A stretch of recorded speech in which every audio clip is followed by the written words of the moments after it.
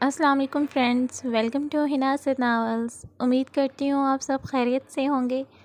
Friends, جس نے ابھی تک میرے چینل کو سبسکرائب نہیں کیا اسے پلیز جلدی سے سبسکرائب کر دیجئے اور بیل آئیکن کا بٹن پریس کرنا بالکل بھی مت بھولیے گا تاکہ آپ کو آنے والی ہر نئی قسط کی نوٹیفیکیشن موصول ہو سکے۔ تو آئیے بنا وقت ضائع کیے چلتے ہیں آج کی قسط کی جانب۔ ناول جان من، قسط نمبر 19۔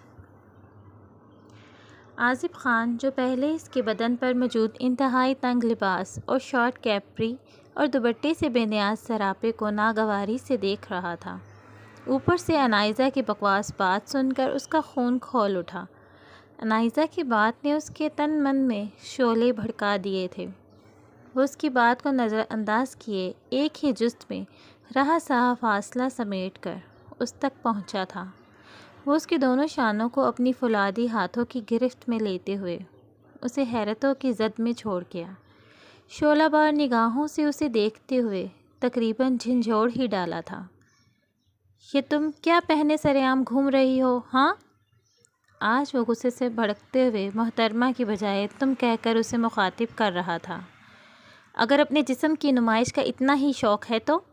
اس سے پہلے کہ وہ اپنی بات مکمل کرتا، انائزہ اس کی بات کو درمیان میں ہی روک دیا۔ آصف خان کے ہتک امیز انداز نے اسے جیسے کند چھری سے کاٹ ڈالا تھا۔ وہ اس کی گرفت میں سے اپنی پوری قوت لگا کر آزاد ہوئی اور حلق کے بل چلائی، just shut up Asif Khan. اس سے پہلے کہ وہ مزید کچھ بولتی، آصف خان نے نہایت پھرتی سے اس کے منہ پر ہاتھ جما کر اسے مزید گوہر افشانی کرنے سے روک دیا۔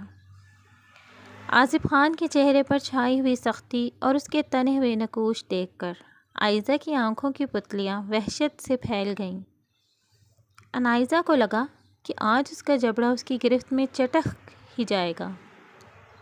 وہ جلبن مچھلی کی طرح اس کی گرفت میں پھڑ پھڑانے لگی۔ تبھی آصف خان کی گرجدار آواز اس کی سماعتوں سے ٹکرائی تھی۔ آج میری ایک بات اپنے اس بھوسے بھرے دماغ میں اچھے سے گھسا لو انائزہ شاہ، حیا اور پردہ ہی ایک نیک عورت کی پہچان ہوتے ہیں۔ اپنے آپ کو عورت کے مقام سے گراؤ مت۔ آئندہ اگر تم مجھے اس قدر چست اور بیہودہ لباس میں دکھائی دی تو ہمیشہ کے لیے معذور کر کے تمہیں صرف بستر تک محدود کر دوں گا، جہاں کسی غیر کی نظر نہ اٹھے تم پر، یاد رکھنا۔ اس نے زمیں بوس اس کا ریشمی آنچل اٹھا کر اس کے سر اور سینے کے گرد لپیٹ دیا اور اسے غضبناک انداز میں دھمکی دیتا لمبے لمبے ڈگ بھرتا ہوا وہاں سے باہر نکل گیا۔ وہ حیرت و استعجاب کی کیفیت میں مبتلا اس جلاد صفت انسان کو وہاں سے جاتا ہوا دیکھ رہی تھی۔ اس نے اپنے دوپٹے کو مٹھیوں میں زور سے جکڑ لیا۔ آنسو آنکھوں کے بند توڑے اس کے گالوں پر بکھرنے لگے۔ وہ شخص کتنی بے دردی سے اس کی ذات کے پرخچے اڑا گیا تھا۔ اپنی اس بے عزتی کے لیے میں تمہیں کبھی معاف نہیں کروں گی آصف خان۔ تم ایک انتہائی گھٹیا ذہنیت رکھنے والے چھوٹی سوچ کے مالک سفاک انسان ہو۔ نہیں، بلکہ تم انسان کہلانے کے بھی لائق نہیں۔ تم تو جانور ہو، جانور، بلکہ اس سے بھی بڑھ کر۔ اس کے دل میں آصف خان کے لیے نفرت میں مزید اضافہ ہو رہا تھا۔ وہ روتے ہوئے اسے گالیوں سے نوازتی اپنی بھڑاس نکال رہی تھی۔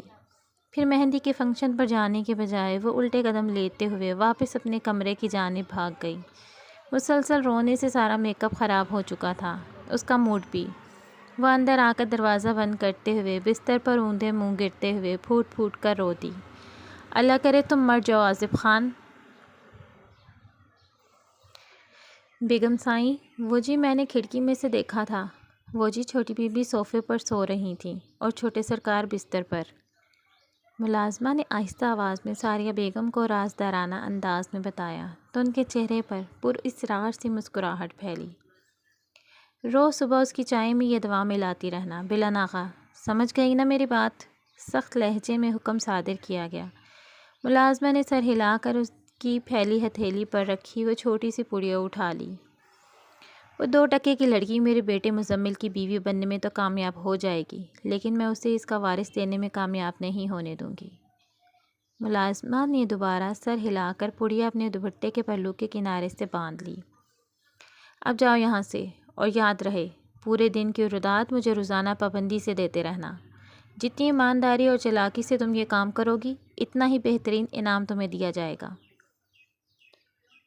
یہ ایک ظالم دنیا تھی جہاں ظلم کرنا لوگ اپنا حق سمجھتے تھے۔ من جیسی معصوم شہزادی اس دنیا کی چالوں میں بری طرح پھنس گئی تھی۔ یہاں ہر موڑ پر اس کے دشمن موجود تھے۔ وہ معصوم ہوتے ہوئے بھی سزاوار ٹھہرائی گئی تھی۔ وہ اس دنیا اور اس کے لوگوں کا سامنا کیسے کرے گی یہ وہ خود نہیں جانتی تھی۔ وہ مزید اس سے اپنے لیے خود کو نیا گڈھا کھود لیا تھا، مزمل کو دوسری شادی کا کہہ کر۔ من تیار ہو کر اپنے کمرے سے باہر نکلی اور پوری حویلی گھوم گھوم کر خود کو ایک طرح سے تفریح کا سا احساس دلانے کی کوشش کر رہی تھی اور صفا کو ڈھونڈ رہی تھی۔ 4 سال پہلے تو وہ یہیں تھی، اب وہ جب سے یہاں آئی تھی اسے ایک بار بھی کہیں وہ دکھائی نہیں دی تھی۔ کمرے میں بند خود کو قیدی سمجھنے لگی تھی۔ حویلی میں چہل قدمی کرتے ہوئے بھی اس کا دماغ پچھلے واقعات میں بھٹکا ہوا تھا۔ جب سے سید مزمل شاہ نے اس کی زندگی میں قدم رکھا تھا، کس طرح مزمل شاہ جیسا انسان، انجان انسان، اس کی زندگی میں پورے استحقاق کے ساتھ شامل ہوا تھا، اس کی ہر سانس پر اپنا حق جمانے کی کوشش کر رہا تھا۔ اسے یقین ہی نہیں ہو رہا تھا۔ وہ لمبی سانس کھینچ کر تازہ ہوا کو اپنے اندر اتارتی باغ کی سیڑھیاں اترنے لگی۔ اس کا ذہن اب سید مزمل شاہ کی ذات میں الجھ گیا تھا۔ وہ نہیں جانتی تھی کہ وہ سید مزمل شاہ کے دیے گئے چیلنج کا مقابلہ کیسے کرے گی۔ اس نے آنکھ بند کر کے اپنی اور سید مزمل شاہ کی رات والی ملاقات کو ذہن میں دوڑایا۔ اس کی اتنی زیادہ قربت، وہ حیران تھی۔ خوف کے ساتھ ساتھ ایک عجیب سی پشیمانی نے اس کے دل میں جگہ بنا لی تھی۔ اس کی پچھلی پوری زندگی میں کبھی کسی مرد نے آنکھ اٹھا کر اسے دیکھنے کی ہمت نہیں کی تھی۔ کھجا کے اس کے قریب آنا، اسے ہاتھ لگانا اور وہاں وہ سب آدمی مل کر اس کی ذات کی تذلیل کرنے والے تھے۔ ان سب کے وہی الفاظ اس کے کانوں میں ہتھوڑی کی مانند ضرب لگا رہے تھے۔ اس نے کرب سے آنکھیں میچ لیں۔ جو بھی تھا بہت برا تھا۔ کسی نامحرم کا اس کے اتنے قریب آنا گناہوں کے سمندر میں ڈوبنے کے برابر تھا۔ وہ سب درندے تھے، بے رحم، بے حس درندے، جن کے سارے احساسات بھی برف جمی ہوئی تھی۔ اس کی بہن کی بے وقوفی کی وجہ سے وہ اس دن کی اتنی بڑی قیمت چکانے والی تھی، لیکن عین وقت پر سید مزمل شاہ آ گیا تھا۔ پشیمانی اسے شدید اس احساس کی تھی کہ جو اچانک ہی اس کے دل کے ایک کونے میں پیدا ہوا تھا۔ نفرت سے پرے وہ اس احساس کو سمجھ نہ سکی جو اس کی قربت پر اسے محسوس ہوا تھا۔ سید مزمل شاہ حق جتانے والا، بے حد جنونی، بے حد ضدی اور ہر چیز پر قابو پا لینے والا شخص تھا۔ وہ اپنی سوچوں میں اتنی غلطہ تھیں کہ کسی سخت اور گرم سی چیز میں بری طرح ٹکرا گئی۔ وہ لڑکھڑا کر گرنے ہی والی تھی کہ کسی نے اسے مضبوطی سے تھام لیا۔ اس نے چونک کر نظریں اٹھائیں اور سامنے موجود شخص کو دیکھا۔ سورج کی تیز روشنی کی وجہ سے چہرہ صحیح سے نہ دیکھ پائی۔ اس کی کندھوں پر مضبوطی سے ہاتھ جما کر وہ سیدھی کھڑی ہو گئی۔ تم ٹھیک تو ہو نا؟ گہری آواز میں سوال کیا گیا، جبکہ اس کی کمر کے گرد حمائل بازو دھیرے سے ہٹا لیے گئے۔ دوپٹہ سر پر درست کرتی اس نے نظر اٹھا کر اپنے سامنے کھڑے اس خوبصورت شخص کو دیکھا، جس کے چہرے پر نرم سی مسکراہٹ تھی۔ اس کی خوبصورتی میں سب سے زیادہ نمایاں چیز سخت جبڑے اور نرم گرم سا احساس لیے لائٹ براؤن آنکھیں تھیں۔ میں ٹھیک ہوں۔ ایک ہاتھ سے اپنے سیاہ سوٹ کا دامن درست کرتی اس نے جلدی سے جواب دیا۔ تم یہاں کیا کر رہی ہو؟ انداز حاکمانہ تھا۔ اس نے تیوری چڑھا کر اپنی دلکش بھوری آنکھوں سے اسے گھورا۔ میں تمہاری مرضی کی پابند نہیں ہوں اور نہ ہی تمہارا مجھ پر کوئی حق ہے۔ میں اپنی مرضی کی مالک ہوں۔ کیا واقعی؟ دھیرے سے مسکراتا وہ آگے بڑھا اور اس کی طرف جھک کر بولا۔ اس نے پہلے سے زیادہ غصے سے اسے دیکھا۔ اس حویلی کے مرد اس کے حواس پر قابو پانے کی صلاحیت رکھتے تھے۔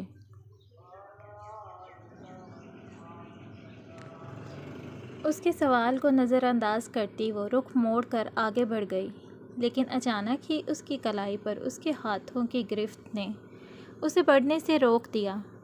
اس نے رخ موڑ کر سوالیہ نظروں سے اسے دیکھا۔ اس کی گرفت اتنی سخت نہیں تھی جتنی کہ کل رات کو تھی۔ اللہ جانتا ہے اس کی سخت گرفت اس کے ملائم خوبصورت ہاتھوں پر کتنے نشان چھوڑ جاتی تھی۔ آپ مجھے اس طرح سے نہیں چھو سکتے۔ اپنے ہاتھ اس کی گرفت سے آزاد کراتے ہوئے اس نے سختی سے کہا۔ میں معافی چاہتا ہوں۔ اس نے جلدی سے اس کے ہاتھ چھوڑ دیے۔ وہ لمبی سانس لیتی پوری طرح اس کی طرف مڑ گئی۔ میں تو بھول ہی گیا تھا، سارے حق آپ نے میری دوسری بیوی کے لیے محفوظ کر دیے ہیں۔ اس نے مسکرا کر کہا۔ مسکرانے سے اس کے داہنے گال پر دل موہ لینے والا گڈھا نمودار ہوا، جس نے اس کی مسکراہٹ کو اور بھی خوبصورت بنا دیا۔ بیگم صاحبہ ناشتے کی میز پر آپ کا انتظار کر رہی ہیں، ایک ملازمہ نے آ کر اطلاع دی تو سید مزمل شاہ ایک اچٹتی ہوئی نظر اس پر ڈال کر آگے بڑھ گیا، تو من نے بھی اس کی تقلید کی۔ وہ دونوں ڈائننگ ہال میں پہنچے تو وہاں آج ایک نئے چہرے کا اضافہ تھا۔ من نے حیرت و استعجاب سے اس لڑکی کو دیکھا جو بمشکل 18 سال کی ہوگی۔ ایسے کیوں دیکھ رہی ہو بھائی؟ یہ میری دوست فہمیدہ کی بیٹی ہے، زمروش۔ میں اس کا تعارف کروانا تو بھول ہی گئی تھی۔ من نے اس پیاری سی کمسن لڑکی کو دیکھا، ایک دلکش سی مسکراہٹ اس لڑکی کے چہرے کا احاطہ کیے ہوئے تھی۔ من کی آنکھیں باریکی سے اس کا جائزہ لے رہی تھی۔ تو کیا یہ بن سکتی ہے مزمل کی بیوی؟ دونوں شاید ایک دوسرے کے لیے بنے ہوں جیسے، ایسا من کو لگا۔ تم شادی شدہ ہو؟ اس نے نرمی سے پوچھا۔ نہیں تو؟ زمروش اپنی میٹھی سی آواز میں بولی۔ اس کے کہنے پر من نے ہلکے سے سر ہلا دیا۔ میں من ہوں، اس کے تعارف دینے پر دھیمی سی مسکرا دی۔ جانتی ہوں، وہ بولی۔ میں نے آپ کی خوبصورتی کی جتنی تعریفیں بھی سنی تھیں وہ سب سچ تھیں۔ آپ تو اور بھی زیادہ خوبصورت ہو، جتنا سب نے بتایا تھا اس سے بھی زیادہ۔ زمروش نے کھلے دل سے اس کی تعریفوں کے پل باندھے۔ سید مزمل شاہ نے سینے پر ہاتھ باندھ کر اسے بھرپور نظروں سے ان دونوں کو دیکھا۔ میں نے لڑکی ڈھونڈ لی ہے، اسی سے شادی کر لیں آپ۔ من نے سید مزمل شاہ کی جانب ہلکا سے جھکتے ہوئے آہستگی سے کہا۔ سید مزمل شاہ نے اپنی مٹھیوں کو زور سے بھینچ لیا، ایک لمحے کو آنکھیں زور سے میچ کر کھولی اور خود پر ضبط کے کڑے پہرے لگائے۔ جلد ہی سنبھل گیا، اس نے جبڑوں کو سختی سے بھینچ لیا۔ اما سائیں، آپ میری دوسری شادی کروانا چاہتی تھی نا؟ سید مزمل شاہ نے اسپاٹ انداز میں کہا تو ساریہ بیگم حیران رہ گئیں، کیونکہ انہیں مزمل کے منہ سے اس قسم کی بات سننے کی بالکل بھی توقع نہیں تھی۔ کیا تو سچ کہہ رہا ہے؟ انہیں اپنی سماعتوں پر یقین کرنا ناممکن لگا، تبھی حیرت و خوشی کی ملی جلی کیفیت میں مبتلا استفسار کرنے لگی۔ جی اما سائیں، اس نے جس طرح کرب زدہ آواز میں جی کہا تھا، من نے بخوبی محسوس کیا تھا، مگر وہ اکڑو بیٹھی رہی۔ ساریہ بیگم اپنے کمرے میں آپ کا انتظار کر رہی ہیں۔ من کو جب ملازمہ کے ساتھ تیار ہونے جانے کے لیے مزمل شاہ نے کہا تھا، اس کے کچھ دیر بعد ایک دوسری ملازمہ نے آ کر اسے ساریہ بیگم کا پیغام دیا تھا، تو اس کے کہنے پر من نے حیرت سے تھوک نکلا۔ نہ جانے اب وہ کیا کہنے والی تھیں اس سے، وہ خود میں ان سے ملنے کی ہمت نہیں پا رہی تھی۔ آپ کو جلدی جانا چاہیے کیونکہ بڑی بیگم صاحبہ میں برداشت کا مادہ بہت کم ہے۔ ملازمہ کے کہنے پر وہ سر ہلا کر آگے بڑھ گئی۔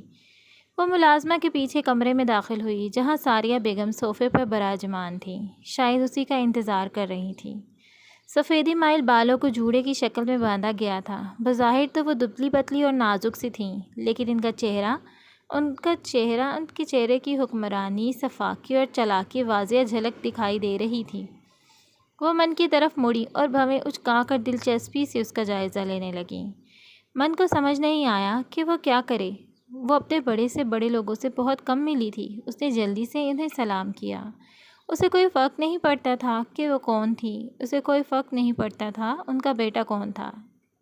اس کے لیے بس یہی کافی تھا کہ وہ اس شخص کی ماں تھیں اور اس کی بزرگ تھیں۔ اسے ان سے عزت سے پیش آنا تھا، کیونکہ اس شخص نے اس کے گھر میں اس کی ماں اور بہنوں کو عزت دی تھی۔ بدلے میں اب اس کا بھی فرض بنتا تھا انہیں عزت دینا۔ میں دعوے سے کہہ سکتی ہوں کہ میرا بیٹا چھین لینے کا تم نے منصوبہ بنا رکھا ہے۔ اپنی اوقات مت بھولو کہ کون ہو تم، بھلا تمہاری اور ہماری کیا برابری؟ جس نے تمہیں چھت دی، اپنا نام دیا، صرف تمہاری خوشی کی خاطر تمہاری ہر بات مانی، کیا تم پر یہ لاگو نہیں ہوتا کہ اس کی خوشی کو بھی مقدم رکھو؟ اپنی اور اس کی عمر کا واضح فرق دیکھا ہے کبھی؟ بہت بے جوڑ جوڑی ہے تمہاری۔ اگر اس کی مہربانیوں کا احسان اتارنا چاہتی ہو تو دور رہو اس سے، اس کی دوسری شادی کروا دو جہاں میں چاہتی ہوں۔ پڑی رہنا یہیں کہیں کسی کونے میں تمہیں یہاں رہنے کی اجازت دے دوں گی۔ ہاں، لیکن اگر تم نے میری بات نہیں مانی اور میرے بیٹے کے ساتھ کوئی رشتہ بنانے کی جرت کی تو میں تمہارا وہ حال کروں گی جس کا تمہیں اندازہ بھی نہیں۔ وہ غصیلی مگر دھیمی آواز میں پھنکاری تھیں۔ میں ساریہ بیگم ہوں، سید مزمل شاہ کی ماں اور اس حویلی کی مالکن۔ میرے حکم کے بغیر یہاں پتہ بھی ہل نہیں سکتا، سمجھی؟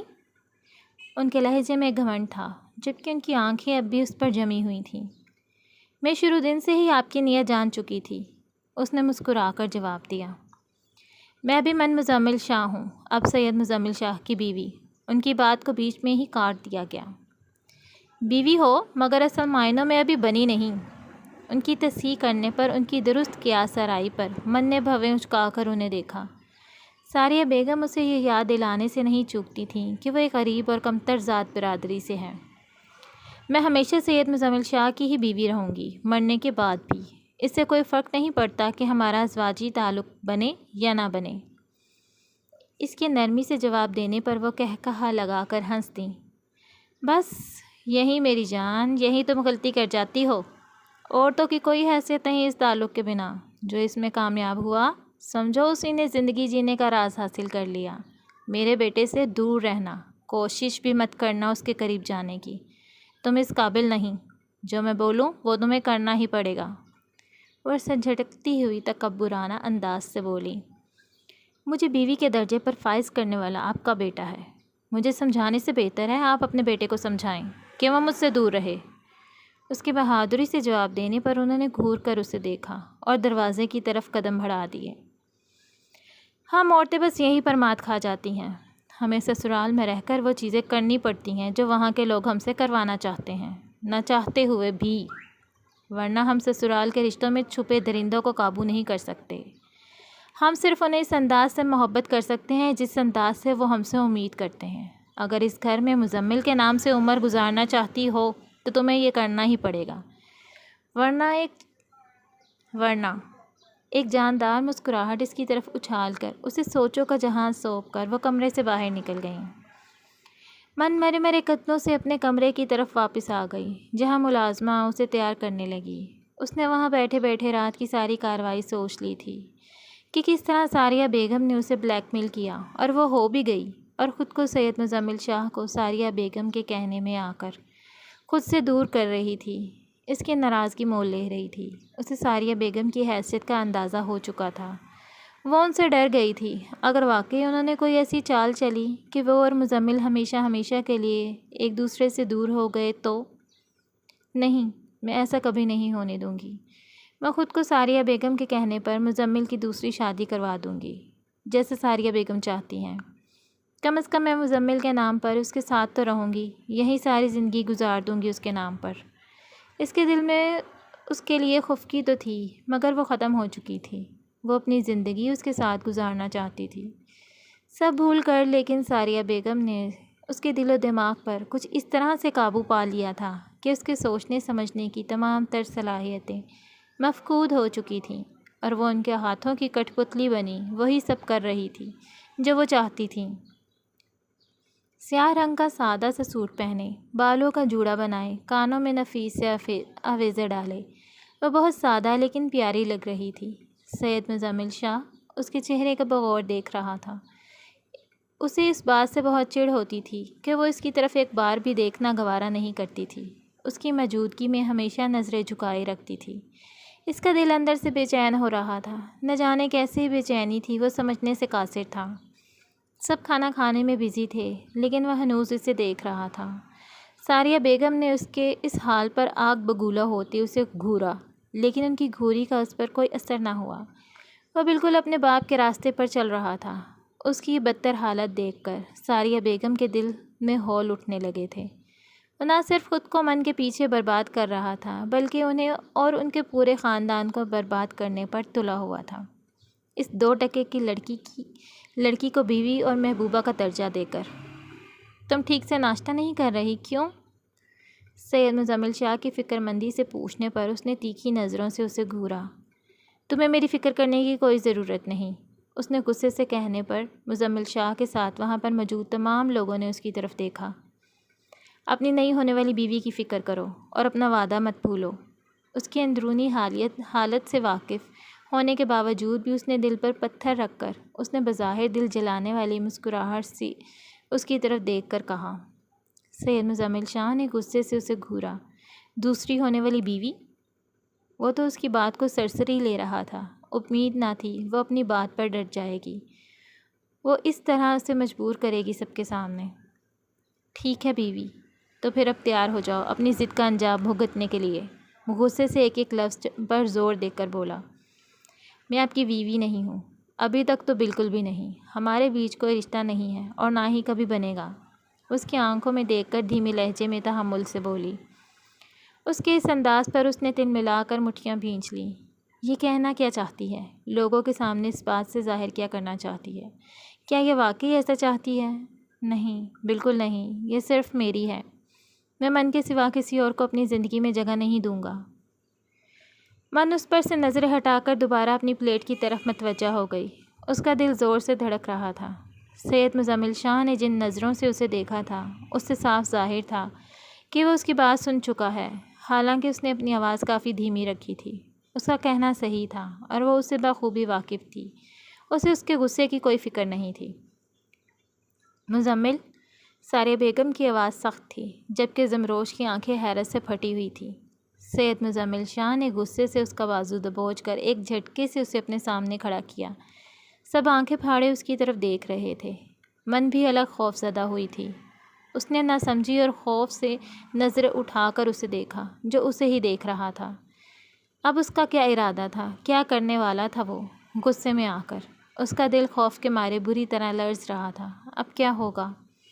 سید مزمل شاہ نے اپنے ہاتھ سے ایک رنگ نکالی، پھر دوسرے ہاتھ سے اس کی داہنی ہتھیلی کو پکڑ کر اونچا کیا اور زمروش کی بیچ کی انگلی میں بڑے آرام سے ایک سونے کی رنگ پہنا دی۔ یہ سب اتنا جلدی ہوا کہ زمروش کچھ سمجھ نہ پائی۔ یہ لو، بن گئی میری منگیتر، ہو گئی میری منگنی، مبارک ہو۔ من تمہیں بھی اور اماں سائیں آپ کو بھی، اب خوش؟ تمسکرانہ مسکراہٹ کے ساتھ وہ من کی آنکھوں میں دیکھ کر بولا۔ زمروش نے حیرت سے اپنے دائیں ہاتھ کی نازک سی انگلی میں اس کی جھولتی ہوئی رنگ کو دیکھا، پھر اس کی طرف دیکھا۔ وہ اسے پڑھنے سے قاصر تھی۔ کیا تھا یہ؟ کیا وہ اس کی توہین کرنا چاہتا ہے؟ اسے احساس کمتری کا شکار کرنا چاہتا ہے؟ اسے ڈرانا چاہتا ہے؟ دوسری بیوی کا درجہ دینا چاہتا ہے؟ مگر کیوں؟ وہ تو ایسا ہرگز نہیں چاہتی تھی۔ وہ حیرت کا مجسمہ بنی کھڑی تھی۔ وہ اس منظر سے غائب ہو جانا چاہتی تھی۔ جھٹکے سے مڑی اور قدم آگے بڑھائے ہی تھے کہ اس کی نازک سی کلائی سید مزمل شاہ کی مضبوط گرفت میں تھی۔ پہلے کھانا ختم کرو پھر جاؤ، اس نے حکم صادر کیا۔ بھوک نہیں ہے۔ آنسو ضبط کرتی اپنا ہاتھ چھڑانے کی کوشش کی، لیکن ناکامیاب رہی۔ اس کی گرفت سخت سے سخت تر ہوتی گئی۔ میں نے تم سے پوچھا؟ اس کے سخت لہجے پر وہ سر جھکا کر نفی میں سر ہلاتی اپنے آنسو بھری آنکھیں اس سے چھپا گئی۔ نہیں، زمروش بمشکل بولی۔ تمہارا خیال رکھنا اب میری ذمہ داری ہے۔ سید مزمل شاہ من کی طرف دیکھ رہا تھا، لیکن مخاطب زمروش سے تھا۔ من اس کی بات پر سلگ اٹھی، مگر چہرے کے تاثرات کو نارمل رکھا۔ مزمل، ساریہ بیگم نے اونچی آواز میں کہا۔ زمروش نے سوچا کہ وہ اس کے بچاؤ میں بولی ہیں، لیکن انہوں نے ایسا کچھ نہیں کیا۔ زمروش بیٹھ جاؤ، بات مانتے ہیں، اس حویلی میں کسی کی جرأت نہیں انکار کرنے کی۔ زمروش سر جھکائے اپنی جگہ پر بیٹھ گئی۔ آنسو پونچھتی وہ کھانے کو زبردستی حلق سے نیچے اتارنے لگی اور اپنی سسکیوں کا گلا دباتی وہ جلدی جلدی کھانا ختم کر کے اٹھی اور ہال سے نکل کر اپنے کمرے کی طرف بھاگی۔ کمرے میں آ کر دروازہ بند کیا اور وہیں زمین پر بیٹھ کر چیخ چیخ کر رونے لگی۔ کیسے وہ رہ پائے گی اس گھٹن بھری زندگی میں؟ کیسے وہ اپنی محبت بھلا کر ایک نیا رشتہ بنا پائے گی؟ تو ڈیئر ریڈرز، کیسی لگی آپ کو آج کی کیس؟ کمنٹ سیکشن میں اپنی رائے دینا بالکل بھی مت بھولیے گا۔ سوری، آج غزان اور صفا کا کوئی بھی سین نہیں لکھ پائی میں۔ یہ مزمل اور من کا سین لکھتے لکھتے پتہ ہی نہیں چلا کب ایپیسوڈ اتنی لمبی ہو گئی، پر میں اس سین کو تھوڑا ڈیٹیل سے لکھنا چاہتی تھی، اس لیے تھوڑا لمبا ہو گیا سین۔ انشاءاللہ نیکسٹ پوری کوشش کروں گی غزان اور صفا اسپیشل دینے کی۔ تو اپنے ریویو ضرور دیجیے گا اور اپنا رسپانس برقرار رکھیے گا، دعاؤں میں یاد رکھیے گا۔ آپ کی اتنا سے رائٹر حنا اسد۔ ملتے ہیں جلدی انشاءاللہ۔ اللہ حافظ۔